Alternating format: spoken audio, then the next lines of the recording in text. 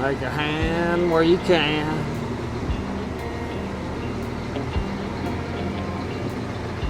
It's side hustle time, guys. All you have to do is make a hand and somebody will hire you.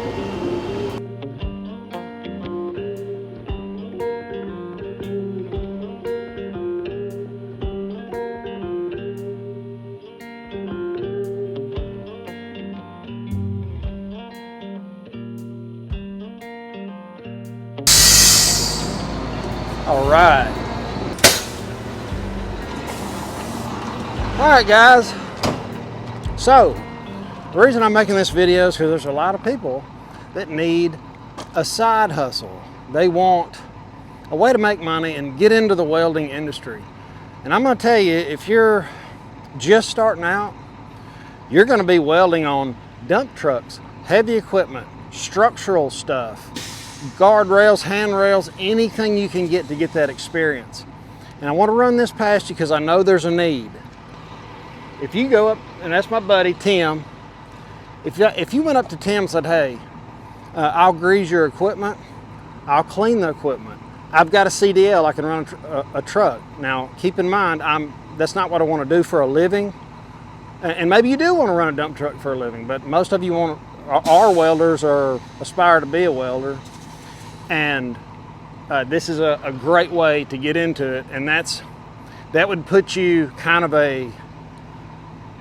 the go-to person for that company if something broke, if they needed something delivered. That would get you possibly around pipelines, okay?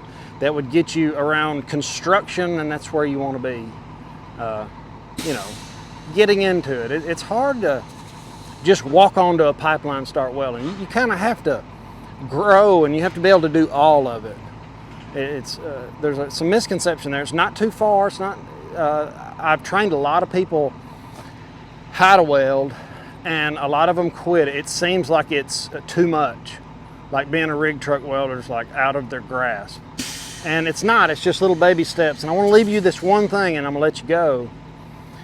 If you'll take one step towards your goal every day, no matter how small it is.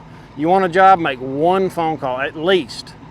If you want to weld, buy, if you can't afford welding rods, buy a big box, buy a little box. You know, if you don't have a welding machine, put an ad on Facebook or Craigslist looking for a welding machine.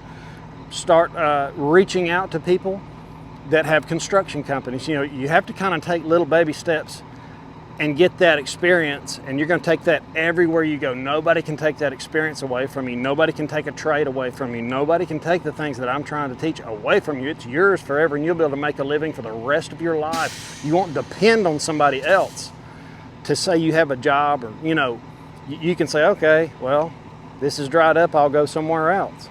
I used to work 2 and 3 weeks on, a month on, month off. You know, I worked about whatever I wanted to. Don't get me wrong, there's a lot of times where it was slow and had to do some things like I wasn't real crazy about, like welding in a shipyard and stuff like that. That's really rough work. It's not creme de la creme, but hey, that's the trade you have to deal with the market. Somebody asked me the other day, well, I don't know what to charge. I don't know what to charge. You charge what you'll do it for. That's it. Make up your mind, I will not do it for any less than this. Make sure you mark up your material 30% and give them a bid. The market will sort that out. If you're too high, like I was too high when I was in pipeline welding. Well, fabrication, it's pretty much all I do is fabrication. I do much pipeline. I priced myself out of the market. I kept going up, I kept going up, I kept going up. Finally, they're like, all right, we'll pay it. And they were, you know, but I wanted to do something else. And when I got to about $95 an hour, I started getting less phone calls. But that is the price that I would do it for, if that makes sense. Have an awesome, awesome day. Later.